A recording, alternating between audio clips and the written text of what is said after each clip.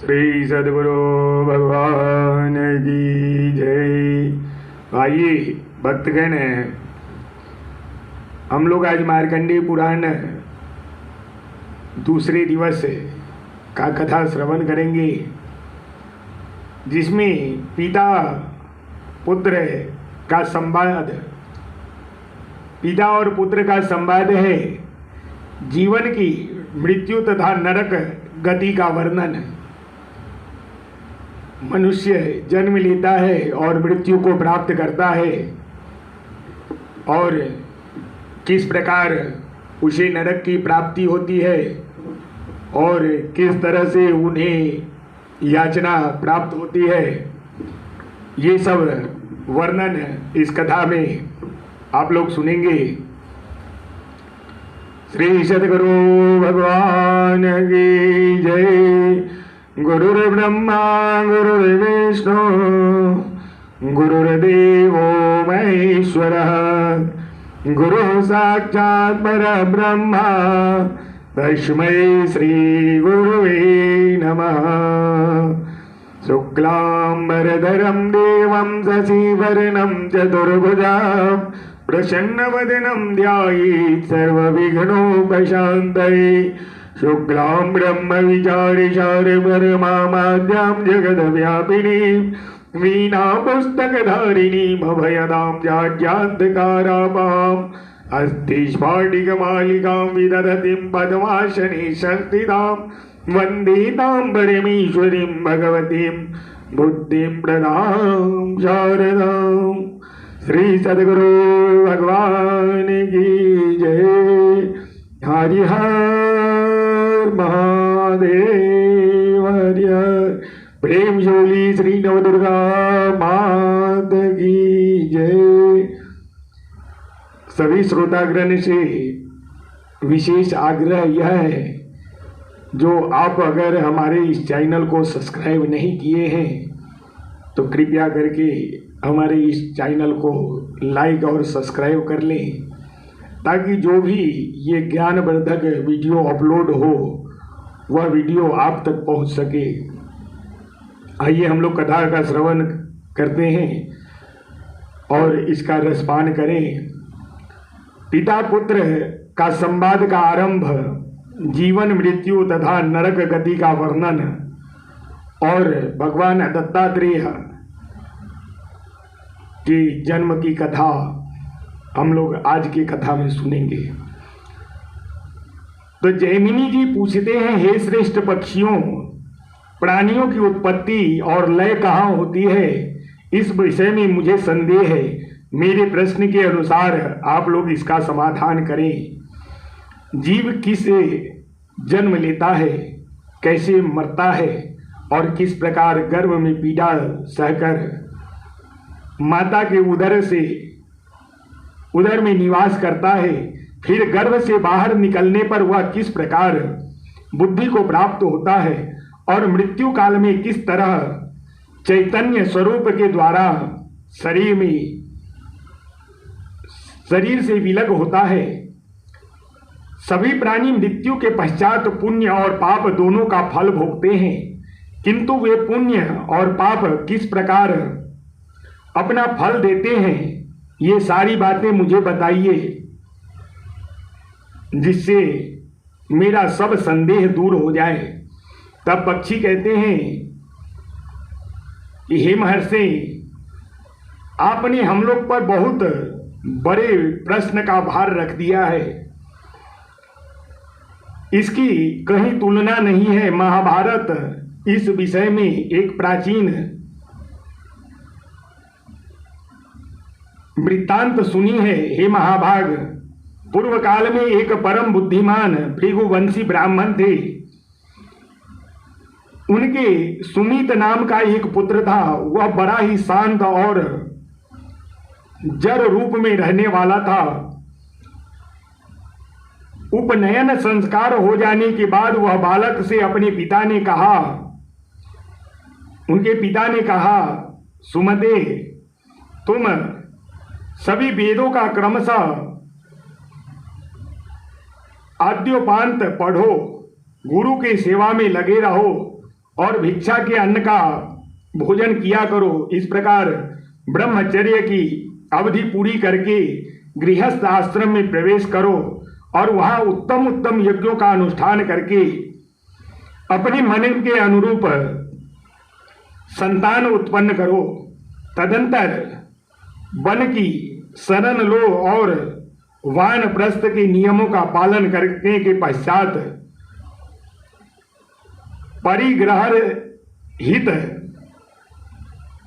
सर्वत्यागी सन्यासी हो जाओ। ऐसा करने से तुम्हें उस ब्रह्म की प्राप्ति होगी जहां जाकर तुम शोक से मुक्त हो जाओगे।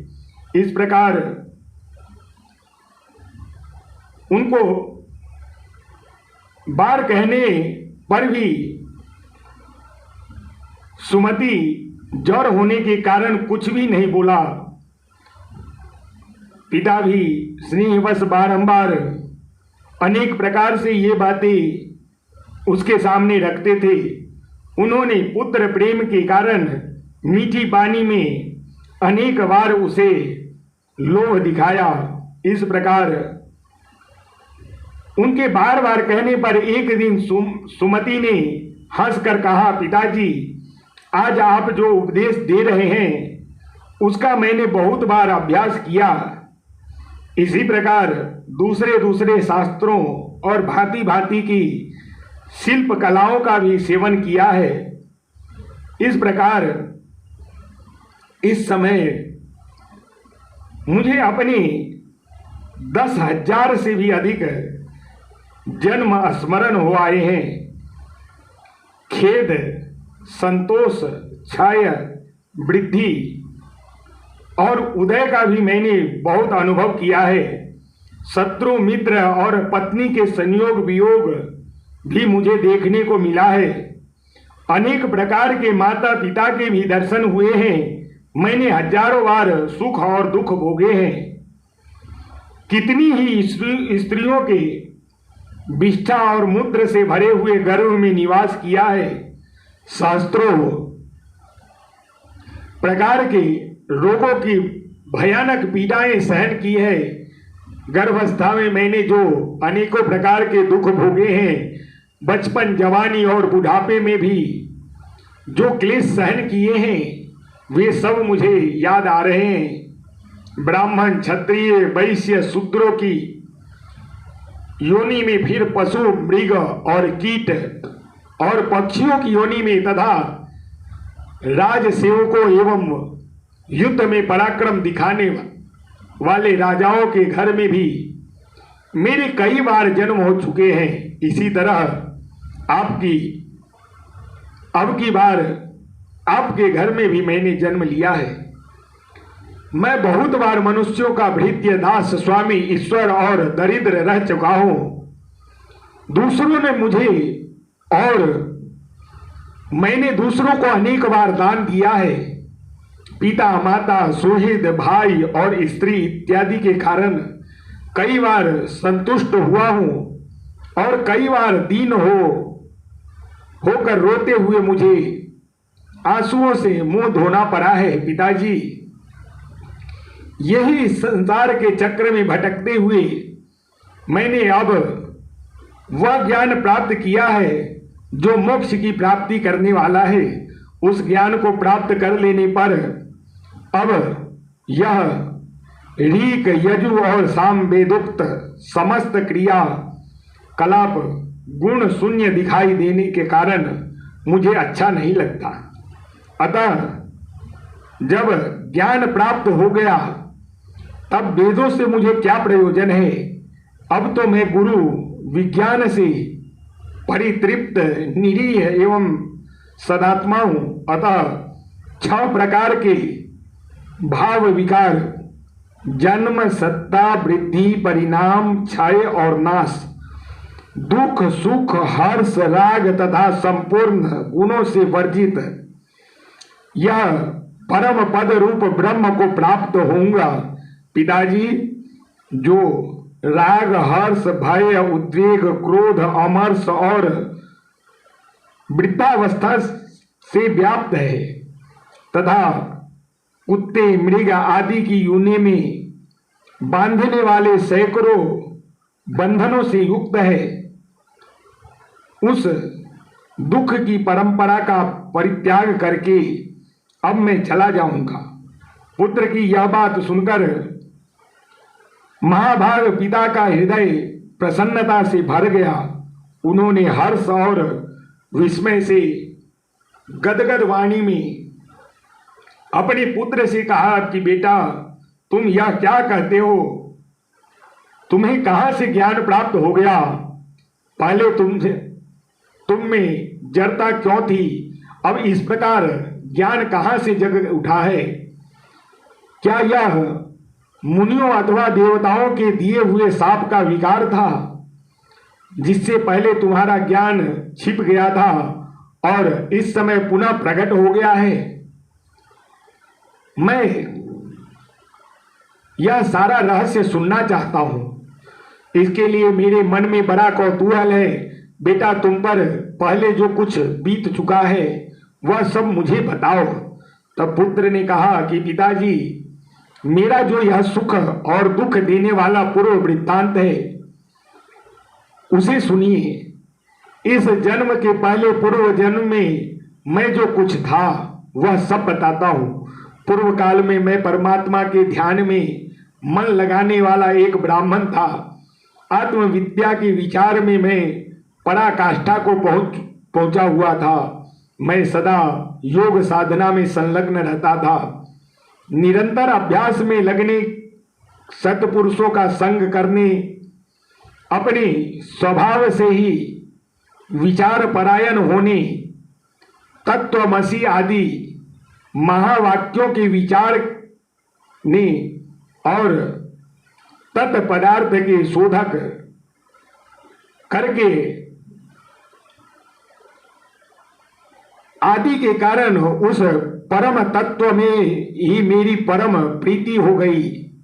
फिर मैं शिष्यों के स्नेह का निवारण करने वाला आचार्य बन गया। फिर बहुत समय के पश्चात मैं एकांत सेवी हो गया, किंतु दैवात आज्ञा से सद्भाव का नाश हो जाने के कारण प्रमाद में पड़कर मेरी मृत्यु हो गई। तथापि मृत्यु काल से लेकर अब तक मेरी स्मरण शक्ति लोप नहीं हुआ।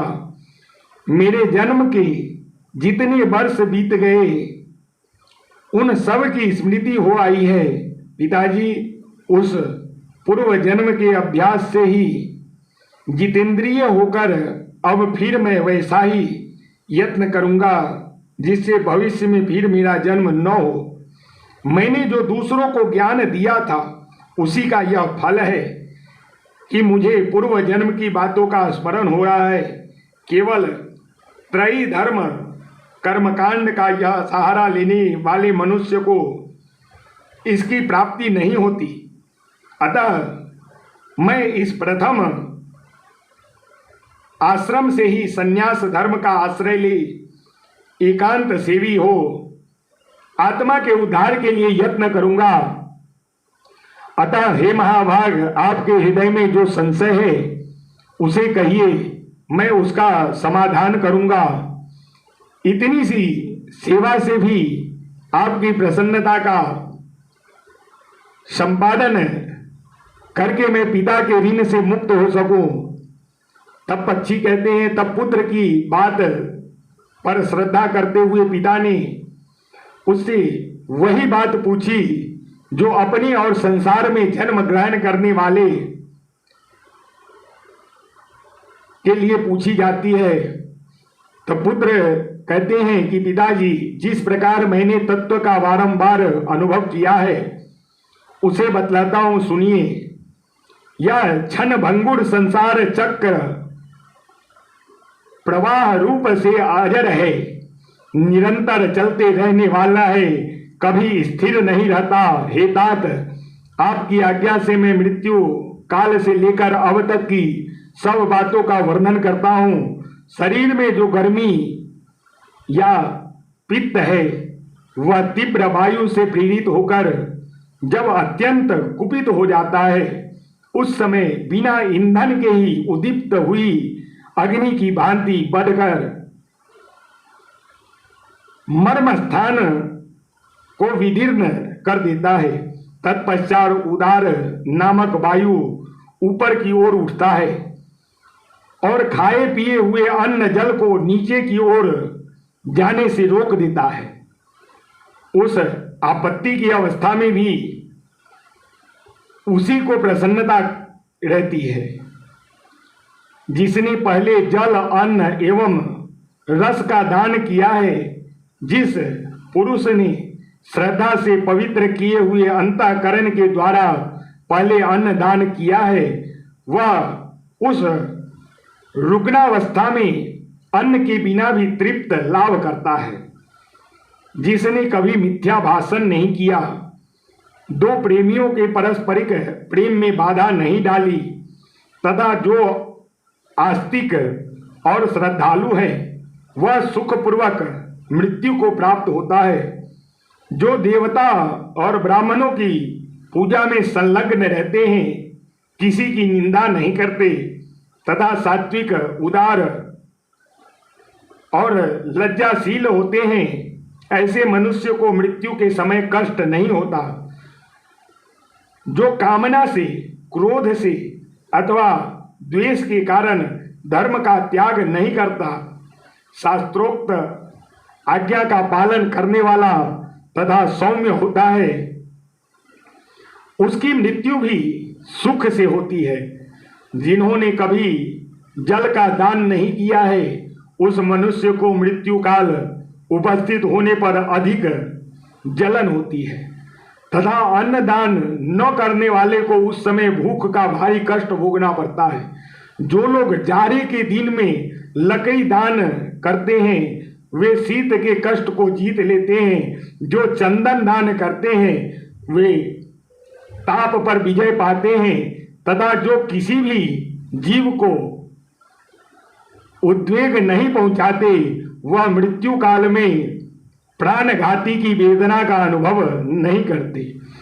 मोह और अज्ञान फैलाने वाले लोग महान भय को प्राप्त होते हैं। नीच मनुष्य तीन वेदनाओं से पीड़ित होते रहते हैं। जो झूठी गवाही देते हैं, झूठ बोलते हैं, बुरी बातों का उपदेश देते हैं और वेदों की निंदा करते हैं, वह सब लोग मूर्छाग्रस्त होकर मृत्यु को प्राप्त होते हैं। ऐसे लोग की मृत्यु के समय यमराज के दुष्ट दूत हाथों में हथौड़ी एवं मुदगर लिए आते हैं। वे उसे बड़े भयंकर होते हैं और उनकी देह से दुर्गंध निकलती रहती है।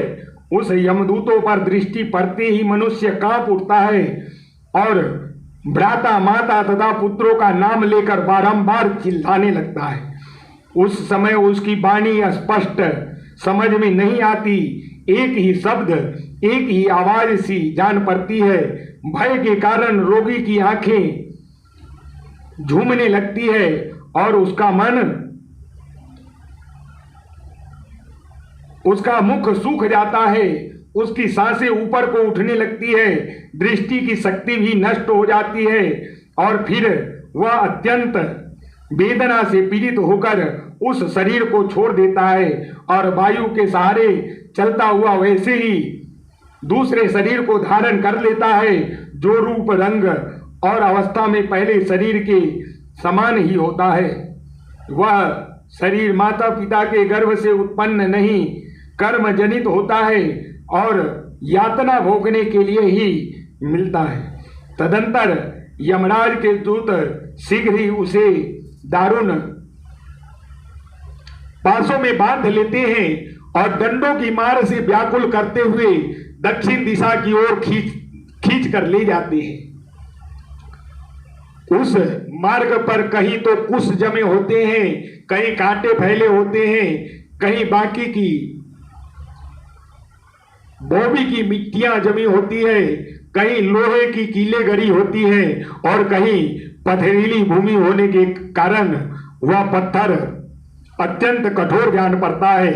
कहीं जलती हुई आग की लपेटें मिलती हैं तो कहीं सैकड़ों गड्ढे के कारण वह मार्ग अत्यंत दुर्गम प्रतीत होता है।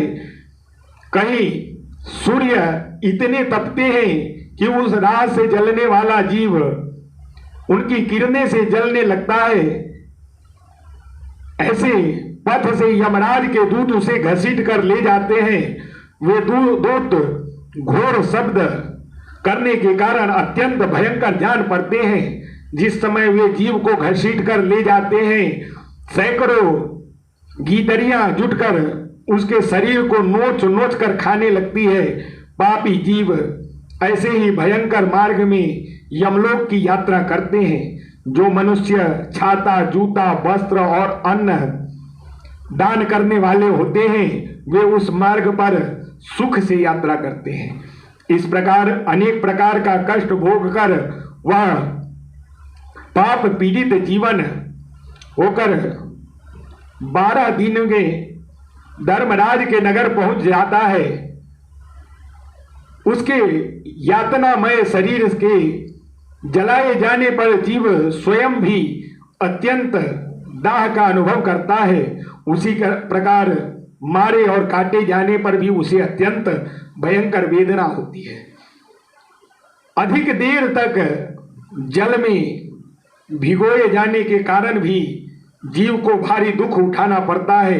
इस प्रकार दूसरे शरीर को प्राप्त होने पर भी उसे अपने कर्मों के फल स्वरूप कष्ट भोगने पड़ते हैं।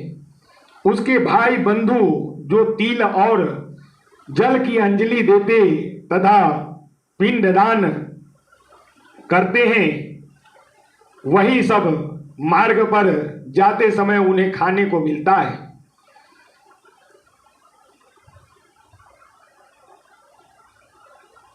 इस प्रकार भाई बंधु यदि अशौच के भीतर तेल लगावे और उपटन मलवावे तो उसी से जीव को पोषण किया जाता है, अर्थात वह मैल ही उन्हें खानी पड़ती है। किस प्रकार बांधवगण जो कुछ खाते पीते हैं वह मृतक जीव को मिलता है, अतः उन्हें भोजन की शुद्धि पर भी ध्यान रखना चाहिए। यदि भाई बंधु भूमि पर शयन करे तो उससे जीव को कष्ट नहीं होता है। यदि वे उसके निमित्त दान करे तो उससे मृत जीव की बड़ी तृप्ति होती है। यमदूत जब उसे साथ लेकर जाते हैं तो वह 12 दिनों तक अपने घर की ओर देखता रहता है। उस समय पृथ्वी पर उसके निमित्त जो जल और पिंड दिए जाते हैं उन्हीं का वह उपभोग करता है। इस प्रकार मृत्यु के 12 दिन बीतने के पश्चात यमपुरी की ओर खींचकर ले जाया जाने वाला जीव अपने सामने यमराज के नगर को देखता है, जो बड़ा ही भयानक है। उस नगर में पहुंचने पर उसे मृत्यु काल और अत्यंत आदि के बीच में बैठे हुए यमराज का दर्शन होता है, जो कज्जल राशि के समान काले हैं और अत्यंत क्रोध से लाल लाल आंखें किए रहते हैं। दाढ़ों के कारण उनका मुख बड़ा विकराल दिखाई पड़ता है। टेढ़ी भौहें से युक्त उनकी आकृति बड़ी भयंकर है। वे कुरूप, भीषण और टेढ़े मेढ़े सैकड़ों रोगों से घिरे रहते हैं। उनकी भुजाएं विशाल हैं। उनके एक हाथ में यमदंड और दूसरे में पास है। देखने में वे बड़े भयानक प्रतीत होते हैं। पापी जीव उन्हीं की बताई हुई शुभ गति को प्राप्त होता है। झूठी गवाही देने वाले और झूठ बोलने वाला मनुष्य रौरव नरक में जाता है। अब मैं रौरव स्वरूप बतलाता हूं, आप ध्यान देकर उसे सुनिए। रौरव नरक की लंबाई चौड़ाई 2000 योजन की है। वह एक गड्ढे के रूप में है जिसकी गहराई घुटनों तक की है। वह नरक अत्यंत दुस्तर है। उसमें भूमि के बराबर तक अंगार राशि बिछी हुई है। उसके भीतर की भूमि दहकते हुए अंगारे से बहुत तपी होती है, सारा नरक तीव्र वेग से प्रज्वलित होता रहता है। उसी के भीतर यमराज के दूत पापी मनुष्य को डाल देते हैं। वह धधकती हुई आग में जब जलने लगता है तो इधर उधर दौड़ता है, किंतु पग पग पर उसका पैर जल भूनकर राख होता रहता है। वह दिन रात में कभी एक बार पैर उठाने और रखने में समर्थ होता है। इस प्रकार सहस्त्रों योजन पार करने पर वह उससे छुटकारा पाता है। फिर दूसरे पापों की शुद्धि के लिए उसे वैसे भी अन्य नरक में जाना पड़ता है। इस प्रकार सब नरकों में यातना भोग कर निकलने के बाद वह पापी जीव तिर्यक योनि में जन्म लेता है।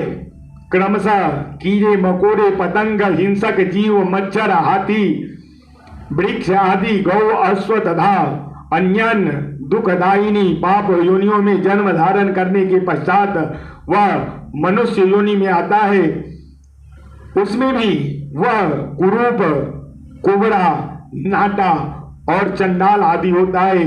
फिर अवशिष्ट पाप पुण्य से युक्त हो वह क्रमशः ऊंचे चढ़ने वाली योनियों में जन्म लेता है। शूद्र वैश्य क्षत्रिय ब्राह्मण देवता तथा इंद्र आदि के रूप में उत्पन्न होता है। इस प्रकार पाप करने वाले जीव नरक के नीचे गिरते हैं। अब पुण्यात्मा जीव जिस प्रकार यात्रा करते हैं सबको उसको सुनिए। वे पुण्यात्मा मनुष्य धर्मराज की बताई हुई पुण्यमयी गति को प्राप्त होते हैं। उनके साथ गंधर्व गीत गाते चलते हैं, अप्सराएं नृत्य करती रहती है तथा वे भांति भांति के दिव्य आभूषणों से सुशोभित हो सुंदर विमानों पर बैठकर यात्रा करते हैं। वहां से पृथ्वी पर आने पर वे राजाओं तथा अन्य महात्माओं के कुल में जन्म लेते हैं और सदाचार का पालन करते हैं। वहां उन्हें श्रेष्ठ भोग प्राप्त होता है। तदंतर शरीर त्यागने के बाद वे पुनः स्वर्ग आदि ऊपर के लोकों में आ जाते हैं। ऊपर के लोकों में होने वाली गति आरोहणी कहते हैं। फिर वहां से पुण्य भोग के पश्चात वे मृत्यु लोक में उतरना होता है। वह अवरोहणी गति है। इस अवरोहणी गति को प्राप्त होने पर मनुष्य फिर पहले की ही भांति आरोहणी गति को प्राप्त होता है। हे ब्रह्मर्षि, जिसकी जिसकी प्रकार मृत्यु होती है वह सब प्रसंग मैंने आपसे कह सुनाए। अब जिस तरह जीव गर्भ में आता है उस विषय का वर्णन आप लोग सुनिए। जीव के जन्म का वृत्तांत तथा महारौरव आदि नरक का वर्णन। तब पुत्र अपने पिता से कहते हैं, हे पिताजी, मनुष्य स्त्री सहवास के समय गर्भ में जो वीर्य स्थापित करता है वह स्त्री के रज में मिल जाता है। नरक अथवा स्वर्ग में से निकलकर आया हुआ जीव उसी रज वीर्य का आश्रय लेता है। जीव से व्याप्त होने पर वे दोनों जीव स्त्री और पुरुष दोनों के रज वीर्य स्थिर हो जाते हैं। फिर वे क्रमशः कलल बुद्ध एवं मांस पिंड के रूप में परिवर्तित होते हैं। जैसे बीज से अंकुर उत्पन्न होता है उसी प्रकार उस मांस पिंड में विभाग पूर्वक 5 अंग प्रकट होते हैं। फिर उन अंगों से उंगली नेत्र नासिका मुख कान आदि प्रकट होते हैं। इसी प्रकार उंगली आदि से नख आदि की उत्पत्ति होती है। फिर त्वचा से रोम और मस्तक पर बाल उगाते हैं। जीव के शरीर की वृद्धि के साथ ही स्त्री का गर्भकोश भी बढ़ता है। जैसे नारियल का फल अपने आवरण कोश के साथ ही बढ़ता है उसी प्रकार गर्भस्थ शिशु भी गर्भकोश के साथ ही वृद्धि को प्राप्त होता है। उसका मुख नीचे की ओर होता है। दोनों हाथों को घुटनों और पसलियों के बीच रखकर वह बढ़ता है। हाथ के दोनों अंगूठे दोनों घुटने के ऊपर होते हैं और उंगलियां उनके अग्रभाग में रहती है। उन घुटनों के पृष्ठ भाग में दोनों आंखें रहती हैं और नासिका उनके मध्य भाग में होती है। दोनों चूतर एड़ियों पर टिकी होती है। दोनों बाहें और पिंडलियां बाहरी किनारे पर रहती है। इसी स्थिति में स्त्री के गर्भ में रहने वाला जीव क्रमशः वृद्धि को प्राप्त होता है। गर्भस्थ शिशु की नाभि में एक नाल बांधी होती है जिसे अप्यायनी नारी कहते हैं। इसी प्रकार वह नाल स्त्री के आंत के छिद्र में भी जुड़ी होती है और स्त्री जो कुछ खाती पीती है वह सब नारी के मार्ग से गर्भस्थ शिशु के भी उदर में पहुंचता है। उसी से शरीर का पोषण होता है। जीव क्रमशः वृद्धि को प्राप्त होता है। उस गर्भ में उसे अनेक जन्मों की बात याद आती है और जिससे व्यथित होकर वह इधर उधर फिरता और निवेदन को प्राप्त होता है। अपने मन में सोचता है, अब इस उदर से छुटकारा पाने पर मैं फिर ऐसा कार्य नहीं करूंगा, बल्कि इस बात के लिए चेष्टा करूंगा कि मुझे फिर गर्भ के भीतर ना आना पड़े। सैकड़ों जन्मों के दुख का स्मरण करते हुए इस प्रकार चिंता करता है। देवी की प्रेरणा से पूर्व जन्म में उसने जो जो क्लेश भोगे होते हैं वे सब उसे याद आ जाते हैं। तत्पश्चात काल क्रम से उस अधोमुख जीव जब 9वें या 10वें महीने का होता है तब उसका जन्म हो जाता है। गर्भ से निकलते समय वह प्रजापत्य वायु से पीड़ित होता है और मन ही मन दुख से व्यथित हो रोते हुए गर्भ से बाहर आता है। उधर से निकलने पर असह्य पीड़ा के कारण उसे मूर्छा आ जाती है। फिर वायु के स्पर्श से वह सचेत होता है। तदंतर भगवान विष्णु की मोहिनी माया उसको अपने बस में कर लेती है। उससे मोहित हो जाने के कारण उसका पूर्व ज्ञान नष्ट हो जाता है। इस प्रकार ज्ञान भ्रष्ट हो जाने पर वह जीव पहले तो बाल्यावस्था को प्राप्त होता है, फिर क्रमशः कौमारावस्था, यौनावस्था और वृद्धावस्था में प्रवेश करता है। इसके बाद मृत्यु को प्राप्त होता है और मृत्यु के बाद फिर जन्म लेता है। इस प्रकार इस संसार चक्र में वह घटी यंत्र की भांति घूमता रहता है। कभी स्वर्ग में जाता है, कभी नरक में, कभी इस संसार में पुनः जन्म लेकर अपने कर्मों को भोगता है। कभी कर्मों का भोग समाप्त होने पर थोड़ी ही समय में मरकर परलोक में चला जाता है। कभी स्वर्ग और नरक को प्रायः भोग कर थोड़े से शुभ कर्म शेष रहने पर वह संसार में जन्म लेता है। नर की जीव घोर दुखदायी नरकों में गिराए जाते हैं। स्वर्ग में भी ऐसा दुख होता है जिसकी कहीं तुलना नहीं है। स्वर्ग में पहुंचने के बाद से ही पुण्य क्षय होने पर हमें वहां से नीचे गिरना पड़ेगा। साथ ही नरक में पड़े हुए जीवों को देखकर महान दुख होता है कि कभी हमें भी ऐसे ही दुर्गति भोगनी पड़ेगी।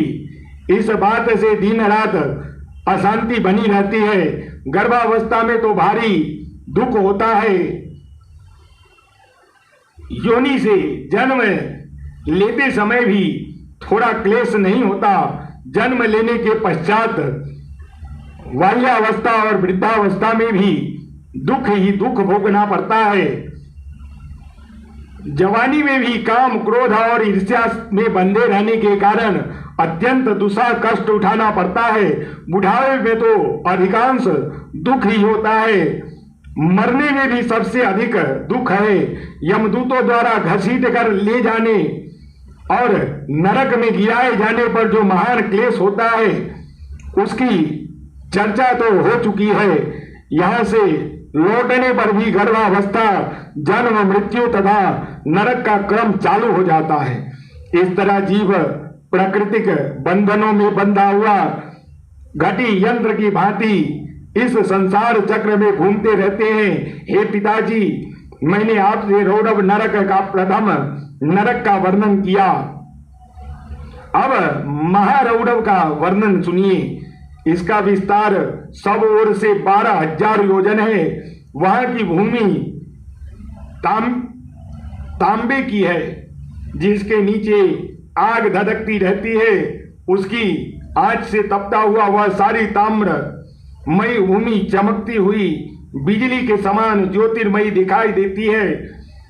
उसकी ओर देखना और स्पर्श आदि करना अत्यंत भयंकर है। यमराज के दूत हाथ और पैर बांधकर पापी जीव को उसके भीतर डाल देते हैं और वह लौटता हुआ आगे बढ़ता है। मार्ग में कौवे, बगुले, बिच्छू, मच्छर और गिद्ध उसे जल्दी जल्दी नोच खाते हैं। उससे जलते समय वह व्याकुल होकर छटपटाता रहता है और बारंबार अरे बाप, अरे मैया, हाय तात आदि की रट लगाता हुआ करुणा क्रंद करता है, किंतु उसे तनिक भी शांति नहीं मिलती। इस प्रकार उसमें पड़े हुए जीव जिन्होंने दूषित बुद्धि के कारण पाप किए हैं, 10 करोड़ वर्ष बीतने पर उससे छुटकारा पाते हैं। इसके सिवा तम नामक एक दूसरा नरक है, जहां स्वभाव से ही कड़ाके की सर्दी पड़ती है। उसका विस्तार भी महारौरव के बराबर है, किंतु वह घोर अंधकार से आच्छादित रहता है। वहां पापी मनुष्य सर्दी से कष्ट पाकर भयानक अंधकार में दौड़ते हैं और एक दूसरे से भिड़कर लिपटते रहते हैं। जाड़े के कष्ट से कांप कर कटकटाते हुए उनके दांत टूट जाते हैं। भूख प्यास भी वहां बड़े जोर की लगती है। इसी तरह अन्यान्य उपद्रव भी होते रहते हैं।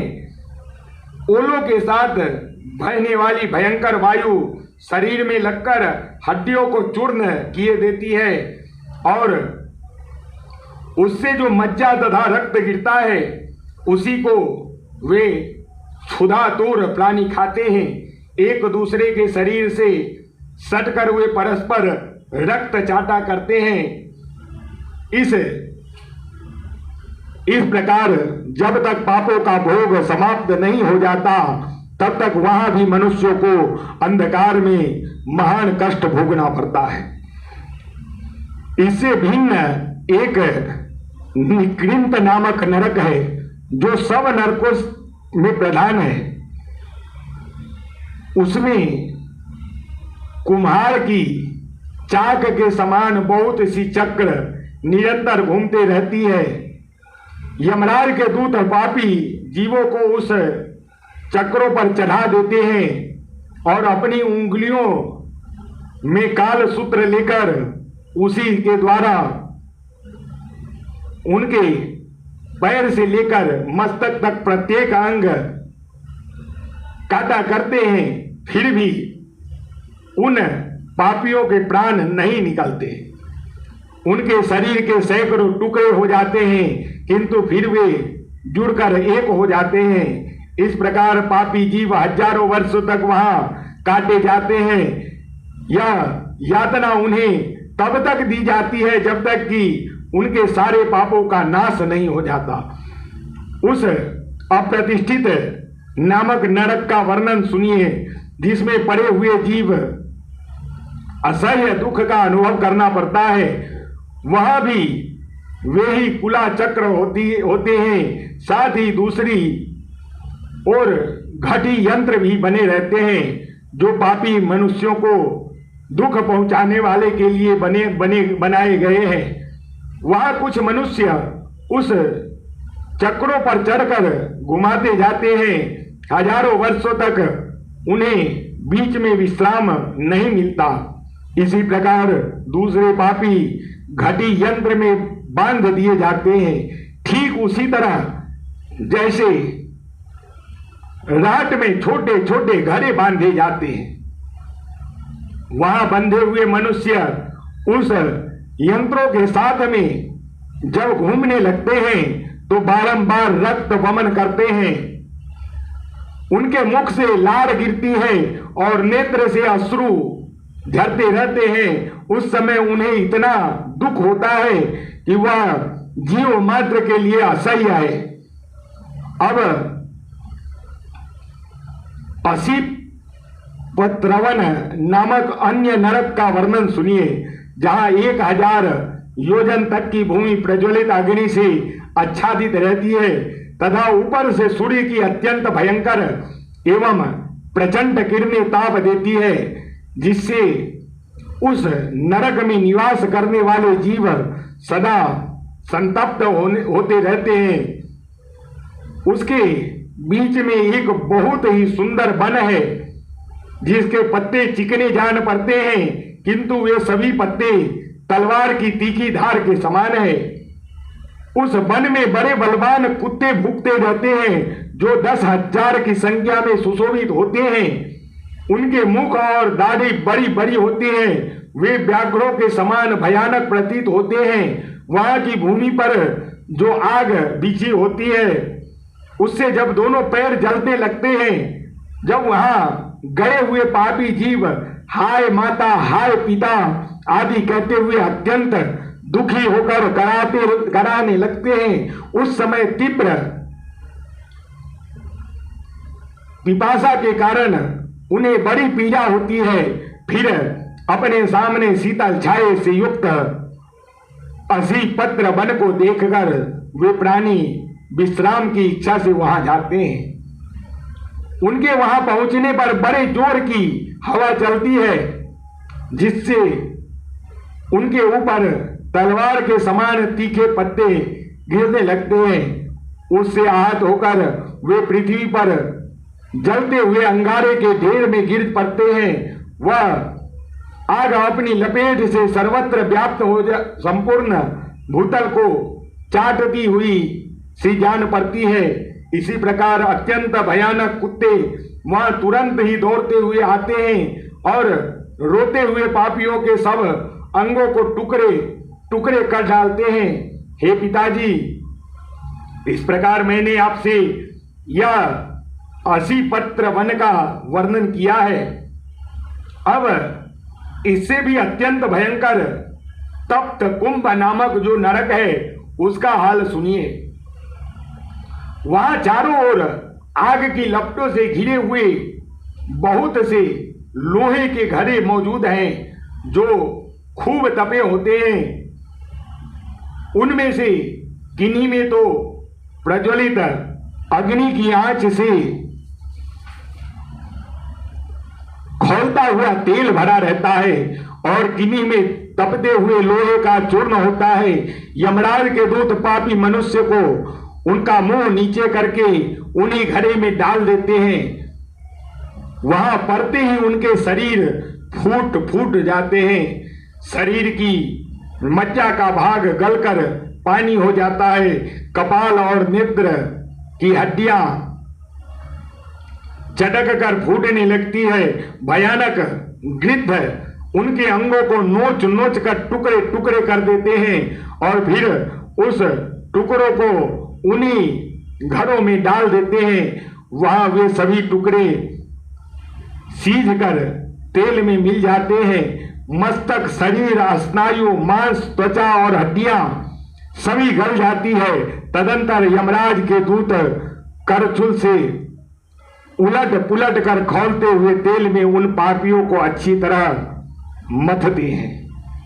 पिताजी, इस प्रकार यह तप्त कुंभ नामक नगर की मैंने आपको विस्तार पूर्वक बताई है। अब जनक यमदूत संवाद भिन्न भिन्न पापों से विभिन्न नरक की प्राप्ति का वर्णन। तब पुत्र सुमित कहता है, पिताजी, इससे पहले 7वें जन्म में मैं एक वैश्य के कुल में उत्पन्न हुआ था। उस समय पैसले पर पानी पीने को जाती हुई गौओं को मैंने वहां जाने से रोक दिया था। उस पाप कर्म के फल से मुझे अत्यंत भयंकर नरक में जाना पड़ा, जो आग की लपट के कारण घोर दुखदाई प्रतीत होता है। उसमें लोहे की सी चोंच वाले पक्षी भरे पड़े हैं। वहां पापियों के शरीर को कोल्हू के पेरने के कारण जो रक्त धारा बहती थी उससे कीचड़ जम गई थी और काटे जाने वाले दुष्कर्मियों के नरक में पड़ने से सब ओर घोर हाहाकार मच रहा था। उस नरक में पड़े हुए 100 वर्ष से कुछ अधिक समय बीत गया। मैं महान ताप और पीड़ा से संतप्त रहता था। प्यास और जलन बराबर बनी रहती थी। तदंतर एक दिन सहसा सुख देने वाली ठंडी हवा चलने लगी। उस समय मैं तप्त बालुका और तप्त कुंभ नामक नरक के बीच था। उस शीतल वायु के संपर्क से उस नरक में पड़े हुए सभी जीवों को यातना दूर हो गई।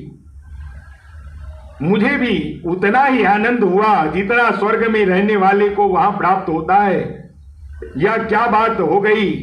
यो सोचते हुए हम सभी जीवों ने आनंद की अधिकता के कारण एक टक नेत्रों से जब चारों ओर देखा, तब हमें बड़े ही उत्तम एक नर रत्न दिखाई दिए।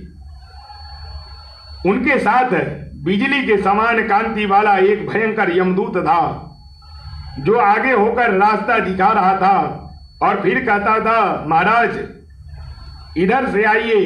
सैकड़ों यातनाओं से व्यक्त नरक को देखकर उन पुरुष रत्न को बड़ी दया आई।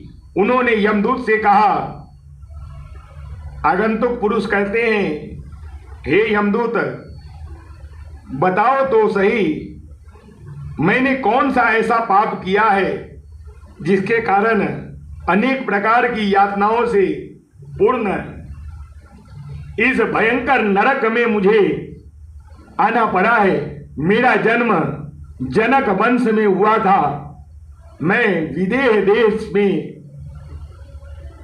विपश्चित नाम से विख्यात राजा था और प्रजाजनों का भली भांति पालन करता था। मैंने बहुत से यज्ञ किए, धर्म के अनुसार पृथ्वी का पालन किया, कभी युद्ध में पीठ नहीं दिखाई तथा अतिथियों को कभी निराश नहीं लौटने दिया। पितरों, देवताओं को, ऋषियों और भृत्यों को उनका भाग दिए बिना कभी मैंने अन्न ग्रहण नहीं किया। पराई स्त्री और पराये धन आदि की अभिलाषा मेरे मन में कभी नहीं हुई। जैसे गौएं पानी पीने की इच्छा से स्वयं ही फैसले पर चली जाती है, उसी प्रकार पर्व के समय पितर और पुण्य तिथि आने पर देवता स्वयं ही अपना भाग लेने को मनुष्य के पास आते हैं। जिस गृहस्थ घर में लंबे सांस लेकर निराश लौट जाते हैं, उसके इष्ट और पूर्त दोनों प्रकार के धर्म नष्ट हो जाते हैं। पितरों के दुख पूर्ण उच्छ्वास से 7 जन्मों का पुण्य नष्ट होता है और देवताओं का निश्वास 3 जन्मों का पुण्य छीन कर देता है। इसमें तनिक भी संदेह नहीं है। इसलिए मैं देव कर्म और पितृकर्म के लिए सदा ही सावधान रहता था। ऐसी दशा में मुझे इस अत्यंत दारुण नरक में कैसे आना पड़ा। उन महात्मा के इस प्रकार पूछे जाने पर यमराज के दूत देखने में भयंकर होने पर भी हम लोग के सुनते सुनते विनय युक्त वाणी में बोले। यमदूत कहते हैं, हे महाराज, आप जैसा कहते हैं वो सब ठीक है, उसमें तनिक भी संदेह के स्थान नहीं है, किंतु आपके द्वारा एक छोटा सा पाप भी बन गया है। मैं उसे याद दिलवाता हूं। विदर्भ राजकुमारी पीवड़ी जो आपकी पत्नी थी, एक समय ऋतुमती हुई थी, किंतु उस अवसर पर केकय राजकुमारी सुशोभना में आसक्त होने के कारण आपने उसके ऋतुकाल को सफल नहीं बनाया। वह अपने समागम सुख से वंचित हो रह गई। ऋतुकाल का उल्लंघन करने के कारण ही आपको ऐसा भयंकर नरक तक आना पड़ा है। जो धर्मात्मा पुरुष काम में आसक्त होकर स्त्री के ऋतुकाल का उल्लंघन करता है, वह पितरों का ऋणी होने से पापों को प्राप्त हो नरक में पड़ता है। राजन, इतना ही आपका पाप है, इसके अतिरिक्त और कोई पाप नहीं है। इसलिए आइए अब पुण्य लोक को उपभोग करने के लिए चलिए। तब राजा कहते हैं, हे देवदूत, तुम जहां मुझे ले चलोगे वहां चलूंगा, किंतु इस समय कुछ पूछ रहा हूं, उसका तुम ठीक ठीक उत्तर देना चाहिए। ये वज्र के समान चोंच वाले कौवे जो इन पुरुषों की आंखें निकाल लेते हैं और फिर उन्हें नए नेत्र प्राप्त हो जाते हैं, इन लोगों के कौवे सा निंदित कर्म, कौन सा निंदित कर्म किया है, इस बात को बतलाओ। मैं देखता हूं कौवे इनकी जीव उखाड़ लेते हैं, किंतु फिर नई जीव उत्पन्न हो जाती है। इनके सिवा ये दूसरे लोग क्यों आरे से चीरे जाते हैं और अत्यंत दुख भोगते हैं। कुछ लोग तपाई हुई बालू में भूने जाते हैं और कुछ लोग खौलते हुए तेल में पकड़कर रखे जाते हैं। लोहे के समान चोंच वाले पक्षी जिन्हें नोच नोच कर खींच रहे हैं, वे कैसे लोग हैं। वे बेचारे शरीर की नस नारियों के कटने से पीड़ित हो बड़े जोर जोर से चीखते हैं और चिल्लाते हैं। लोहे की चोंच वाली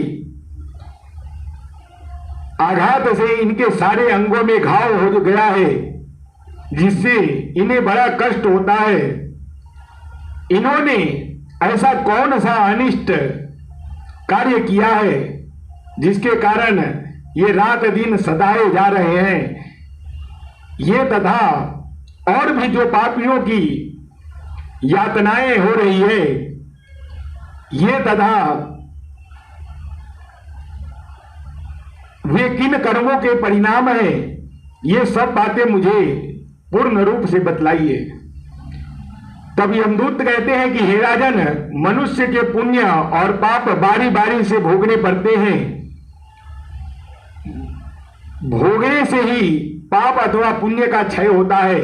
लाखों जन्मे में संचित पुण्य और पाप मनुष्यों के लिए सुख दुख का अंकुर उत्पन्न करते हैं। जिसे बीज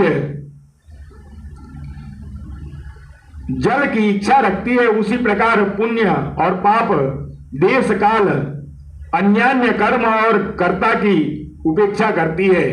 जैसे राह चलते समय कांटे पर पैर पड़ जाने पर, उससे चुभने पर थोड़ा बहुत दुख होता है, उसी प्रकार किसी भी देश काल में किए हुए थोड़ा सा पाप थोड़े दुख का नाश होता है। किंतु वही पाप जब बहुत अधिक मात्रा में हो जाता है तब पैर में सूल अथवा लोहे की कील गाड़ने के समान अधिक दुख प्रदान करता है। सिर दर्द आदि दुस्सह रोगों के कारण बनता है। जैसे अपच्य भोजन और सर्दी गर्मी का सेवन, श्रम और ताप आदि का जनक होना, उसी प्रकार भिन्न भिन्न पाप भी फल की प्राप्ति कराने वाला एक दूसरे की अपेक्षा रखते हैं। ऐसे ही बड़े बड़े पाप दीर्घ काल तक रहने वाले रोग और विकारों के उत्पादन होते हैं। उन्हीं के शास्त्र और अग्नि का भय प्राप्त होता है और असह्य पीड़ा और बंधन आदि फल प्राप्त होता है। इस प्रकार जीव अनेक जन्मों में संचित पुण्य और पापों के फल स्वरूप सुख और दुख को भोगता है, इस लोक में स्थित रहता है। हे राजन, जैसे नरक में पड़े हुए जीव अपने घोर पाप का फल भोगते हैं, उसी प्रकार ये स्वर्ग लोक में देवताओं के साथ रहकर गंधर्व, सिद्ध और अप्सराओं के संगीत आदि का सुख उठाते हुए पुण्यों का उपभोग करते हैं। देवता, मनुष्य और पशु पक्षियों योनियों में जन्म लेकर जीव अपने पुण्य पाप जनित सुख दुख रूप शुभाशुभ फलों को भोगता है। हे राजन, आप जो यह पूछ रहे हैं कि किस किस पाप से पापियों को कौन कौन सी यातनाएं वो मिलती है, वह सब मैं आपको बता रहा हूं। जो नीच मनुष्य कामना और लोभ से वशीभूत हो, दूषित दृष्टि एवं कलुषित चित्त से पराई स्त्री और पराये धन पर आंखें गराए हैं, उनकी दोनों आंखों को ये वज्र तुल्य चोंच वाले पक्षी निकाल लेते हैं और पुनः पुनः इसके नए नेत्र उत्पन्न हो जाते हैं। इन पापी मनुष्य के जितनी निमेष तक पाप पूर्ण दृष्टिपात किया है, उतने ही हजार वर्षों तक ये नेत्र की पीड़ा भोगते हैं। जिस लोगों ने असत शास्त्र का उपदेश किया है तथा किसी को बुरी सलाह दी है,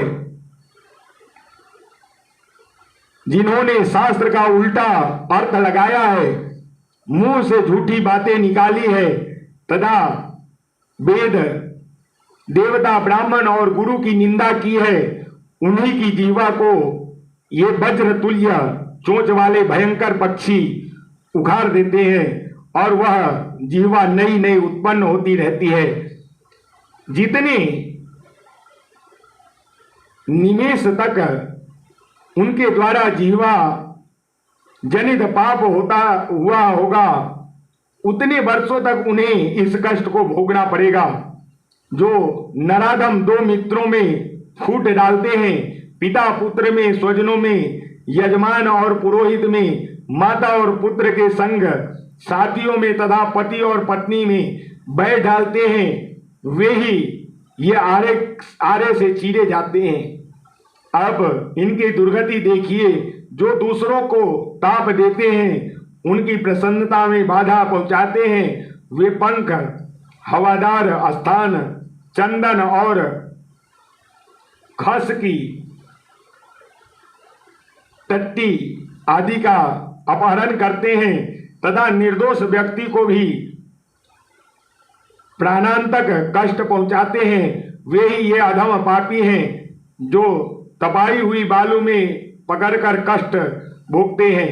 जो ब्राह्मण किसी देव कार्य या पितृकर्म में दूसरे के द्वारा निमंत्रित होने पर भी दूसरे किसी के यहाँ श्राद्ध भोजन कर लेता है, उसके यहाँ आने पर ये पक्षी दो टुकड़े कर डालते हैं। जो अपनी अनुचित बातों से साधु पुरुष के मार्ग पर आघात पहुंचाता है, उसको ये पक्षी अत्यंत पीड़ा देते हैं। इन्हें ऐसा करने से कोई रोक नहीं सकता। जो झूठी बातें करता है और विपरीत धारणा बनाकर किसी की चुंगली खाते हैं, उनकी जिह्वा के इस प्रकार तेज किए हुए छुरे से 2 टुकड़े कर दिए जाते हैं। जिन्होंने उद्दंडतावश माता पिता तथा गुरुजन का अनादर किया है, वे ही ये पीव विष्ठा और मूत्र से भरे हुए गड्ढे में नीचे मुख करके डुबाए जा रहे हैं। जो लोग देवता, अतिथि, अन्यान्य प्राणी, भृत्य वर्ग, अभ्यागत, पितर, अग्नि तथा पक्षियों को अन्न का भाग दिए बिना ही स्वयं भोजन कर लेते हैं, वे ही दुष्ट यहाँ पीव और गोंद चाट कर रहते हैं। उनका शरीर तो पहाड़ के समान विशाल होता है, किंतु मुख सुई की नुकेले के बराबर रहता है। देखिए, यही वे लोग हैं जो लोग ब्राह्मण अथवा किसी अन्य वर्णों के मनुष्य को एक पंक्ति में बिठाकर भोजन में भेद करते हैं। उन्हें यह विष्ठा खाकर रहना पड़ता है। जो लोग एक समुदाय में साथ साथ आए हुए अर्थात ही मनुष्य को निर्धन जानकर छोड़ देते और अकेले अपना अन्न भोजन करते हैं, वे ही यहाँ थूक और खखार भोजन करते हैं। हे राजन, जिन लोगों ने झूठे हाथों से गौ, ब्राह्मण और अग्नियों का स्पर्श किया है, उनके लिए ये लोग यहाँ मौजूद हैं जो जलते हुए लोहे के खंभों पर हाथ रखकर उन्हें चाट रहे हैं। जिन्होंने स्वेच्छापूर्वक झूठे मुंह होकर भी सूर्य, चंद्रमा और तारों पर दृष्टिपात किया है, उनकी आंखों के आग में आग रखकर यमराज के दूत उसे धांसते हैं और गौ, अग्नि, माता, ब्राह्मण, ज्येष्ठ भ्राता, पिता, बहिन, कुटुंबी, स्त्री, गुरु तथा बड़े बूढ़ों का जो पैरों से स्पर्श करते हैं, उनके दोनों पैर यहाँ आग में तपाई जाती है। तपाई हुई लोहे की बेड़ियों से जकड़ दिए जाते हैं और उन्हें अंगारों के ढेर में रख दिया जाता है। इसमें उनके पैर से लेकर घुटनों तक का भाग जल रहा है। जो नराधम अपने कानों से गुरु, देवता, द्विज और वेदों की निंदा सुनते हैं और उसे सुनकर प्रसन्न होते हैं, उन पापी के कान में ये यमराज के दूत आग से तपी हुई लोहे के कील ठोक देते हैं। विलाप करने पर भी उन्हें छुटकारा नहीं मिलता। जो लोग क्रोध और लोभ के वश में होकर फैसले देव मंदिर, ब्राह्मण के घर तथा देवालय में सभा भवन तुड़वा कर नष्ट करा देते हैं, उनके यहाँ आने पर वे अत्यंत कठोर स्वभाव वाले यमदूत उस तीखे शस्त्र से शरीर की खाल उधेड़ देते हैं। उनके चीखने चिल्लाने से भी दया नहीं करते। जो मनुष्य गौ, ब्राह्मण तथा सूर्य की ओर मुंह करके मूत्र त्याग करता है, उसकी आंखों को कौवे गुदा मार्ग से खींचते हैं। और जो किसी एक को कन्या देकर फिर दूसरे के साथ उसका विवाह कर देता है, उसके शरीर में बहुत से घाव करके उसे खारे पानी की नदी में बहा दिया जाता है। जो मनुष्य दुर्भिक्ष अथवा संकट काल में अपने पुत्र, भृत्य, पत्नी आदि तथा बंधु वर्ग की अकिंचन जानकर भी त्याग देता है और केवल अपना पेट पालने में लग जाता है, वह भी जब इस लोक में आता है तो यमराज के दूत भूख लगने पर उनके मुंह से उसके ही शरीर का मांस नोच कर डाल देते हैं। और वही उसे खाना पड़ता है। जो अपनी शरण में आए हुए तथा अपनी ही दी हुई वृत्ति से जीविका चलाने वाले मनुष्य को लोभवश त्याग देता है, वह भी यमदूतों द्वारा इसी प्रकार कोल्हू में पीड़े जाने के कारण यंत्रणा भोगता है। जो मनुष्य अपने जीवन भर में किए हुए पुण्य को धन के लोभ से बेच डालते हैं, वे इन्हीं पापियों की तरह चक्कियों में पीसे जाते हैं। किसी को धरोहर हड़प लेने वाले लोगों के साथ अंग रस्सियों से बांध दिए जाते हैं और इन्हें दिन रात कीड़े बिच्छू तथा सर्प काट के खाने लगते हैं। जो पापी दिन में मैथुन करते हैं और पराई स्त्री को भोगते हैं, वे यहाँ भूख से दुर्बल रहते हैं। प्यास की पीड़ा से उनकी जीभ और तारू गिर जाते हैं और वे वेदना से व्याकुल हो जाते हैं। यह देखिए, सामने लोहे के बड़े बड़े कांटों से बड़ा हुआ सेमर का वृक्ष खड़ा है। इस पर चढ़ाए हुए पापियों के सब अंग विदीर्ण हो गए हैं और अधिक मात्रा से गिरते हुए खून से ये लथपथ हो रहे हैं। नरश्रेष्ठ, इधर दृष्टि डालिए, ये पराई स्त्री का सतीत्व नष्ट करने वाले लोग हैं। इन्हें यमराज के दूत घड़िया में रखकर गला रहे हैं। जो उद्दंड मनुष्य गुरु को नीचे बैठाकर और स्वयं ऊंचे आसन पर बैठकर अध्ययन करता है अथवा शिल्प कला की शिक्षा ग्रहण करता है, वह इसी प्रकार अपने मस्तक पर शिला का भारी भार ढोता हुआ क्लेश पाता है। यमलोक के मार्ग में वह अत्यंत पीड़ित एवं भूख से दुर्बल रहता है और उसका समस्त दिन रात बोझ ढोने से पीड़ा से व्यथित होता रहता है। जिन्होंने जल में मूत्र, थूक और विष्ठा त्याग किया है, वे ही लोग इस समय थूक, विष्ठा और मूत्र से भरे हुए दुर्गंध युक्त नरक में पड़ते हैं। जो लोग भूख से व्याकुल होने पर एक दूसरे का मांस खा रहे हैं, उन्होंने पूर्व काल में अतिथियों को भोजन दिए बिना ही भोजन किया है। जिन लोगों ने अग्निहोत्री होकर भी वेद और वैदिक अग्नि का परित्याग किया है, वे ही ये पर्वतों की चोटी से बारंबार नीचे गिराए जाते हैं। जो लोग दूसरी बार ब्याही जाने वाली स्त्री से पति होकर जीवन बिता चुके हैं, वे ही इस समय यहाँ कीड़े हुए हैं, जिन्हें चींटियां खा रही है। पतितों का दिया हुआ दान लेने और उनका यज्ञ कराने तथा प्रतिदिन उनकी सेवा में रहने से मनुष्य पत्थर के भीतर कीड़ा होकर सदा निवास करता है। जो कुटुंब के लोगों के मित्र तथा अतिथि के देखते देखते अकेले ही मिठाई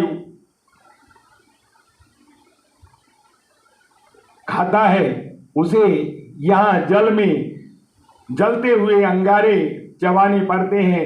हे राजन, इन पापियों ने लोगों को पीठ का मांस खाया है, पीठ पीछे सबकी बुराई की है, इसलिए भयंकर भेड़िए प्रतिदिन इनका मांस खा रहे हैं।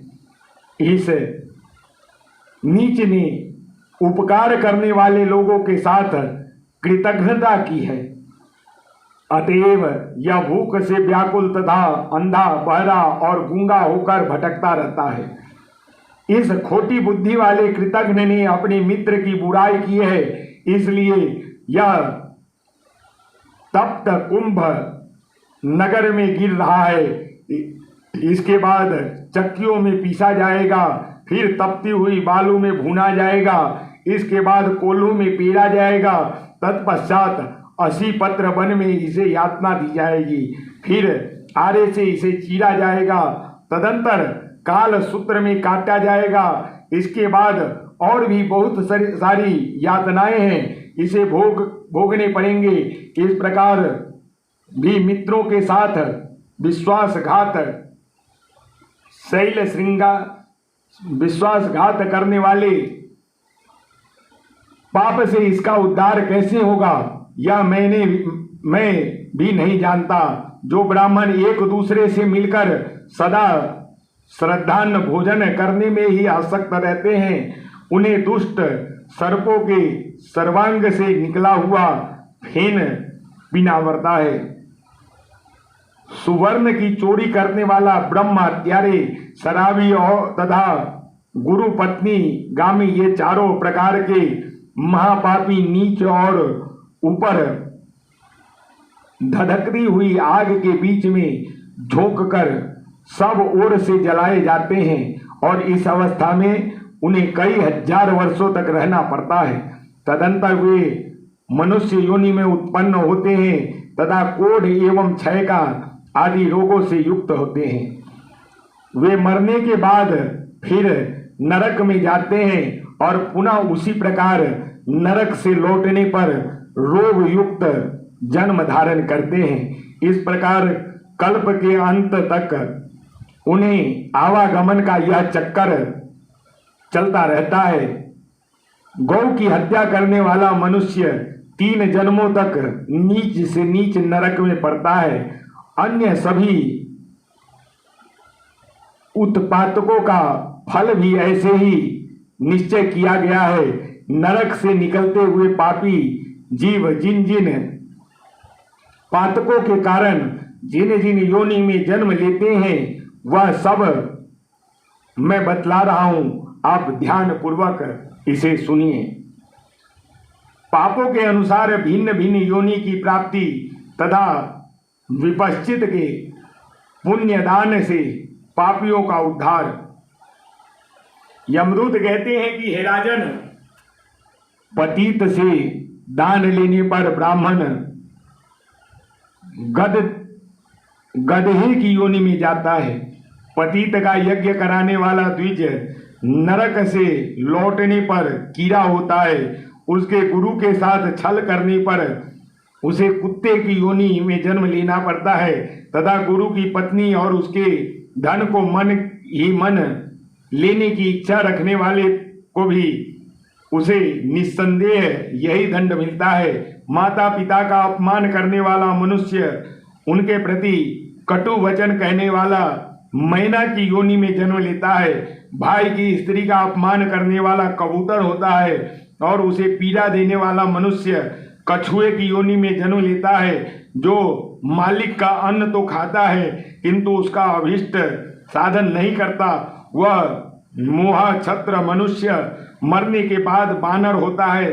धरोहर हड़पने वाला मनुष्य नरक में से लौटने पर कीड़ा होता है और वह दूसरों का दोष देखने वाला पुरुष नरक में से निकलकर राक्षस होता है। विश्वासघाती मनुष्य को मछली की योनि में जन्म लेना पड़ता है। जो मनुष्य अज्ञानवश धान, जौ, तिल, उड़द, कुल्थी, सरसों, चना, मटर, कलमी, धान, मूंग, गेहूं, तीसी तथा दूसरे अनाजों की चोरी करता है, वह नेवले की समान बड़ी मुंह वाला चूहा होता है। पराई स्त्री के साथ संभोग करने से मनुष्य भयंकर भेड़िया होता है। उसके बाद क्रमशः कुत्ता, सियार, बगुला, गिद्ध, सांप तथा कौवे की योनि में जन्म लेता है। जो खोटी बुद्धि वाला पापी मनुष्य अपनी भाई की स्त्री के साथ बलात्कार करता है, वह नरक में लौटने पर कोयल होता है।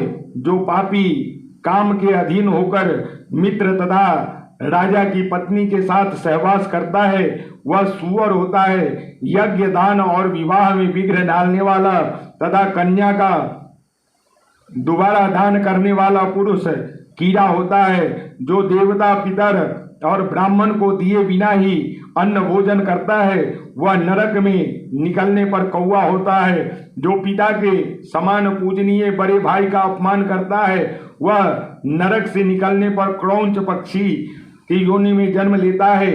ब्राह्मण की स्त्री के साथ सहवास करने वाला शूद्र भी कीड़ों की योनि में जन्म लेता है। यदि उससे ब्राह्मणी के गर्भ से संतान उत्पन्न कर दिया तो वह काठ के भीतर रहने वाला कीड़ा होता है। इसके बाद क्रमशः सुअर, कृमि, विष्ठा का कीड़ा और चंडाल होता है। जो नीच मनुष्य अकृतज्ञ एवं कृतघ्न होता है वह नरक से गिरने पर कृमि, कीट, पतंग, बिच्छू, मछली, कौवा, कछुआ और चांडाल होता है। शास्त्रहीन पुरुष की हत्या करने वाला मनुष्य गधा होता है। स्त्री और बालकों की हत्या करने वाला कीड़े की योनि में जन्म लेता है। भोजन की चोरी करने वाला मक्खी की योनि में जाता है। उसमें भी जो भोजन के विशेष भेद हैं उन्हें चुराने के पृथक पृथक फल सुनिए। साधारण अन्न चुराने वाला मनुष्य नरक से छूटने पर बिल्ली की योनि में जन्म लेता है। तिल चूर्ण मिश्रित अन्न का अपहरण करने वाला मनुष्य चूहे की योनि में जन्म लेता है। घी चुराने वाला नेवला होता है।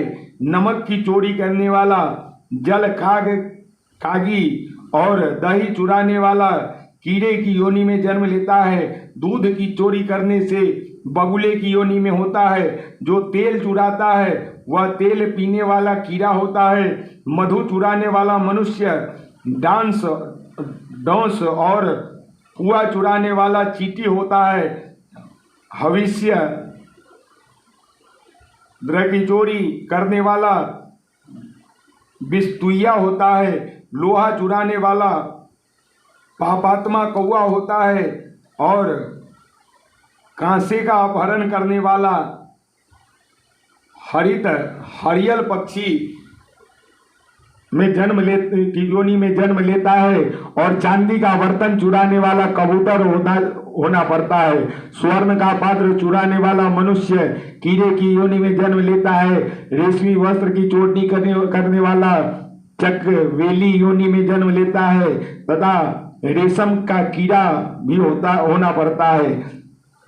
हरिण के रोए से बना हुआ वस्त्र, महीन वस्त्र, भेड़ और बकरी के रोए से बना हुआ वस्त्र तथा पाटंबर चुराने वाला तोती की योनि में होता है।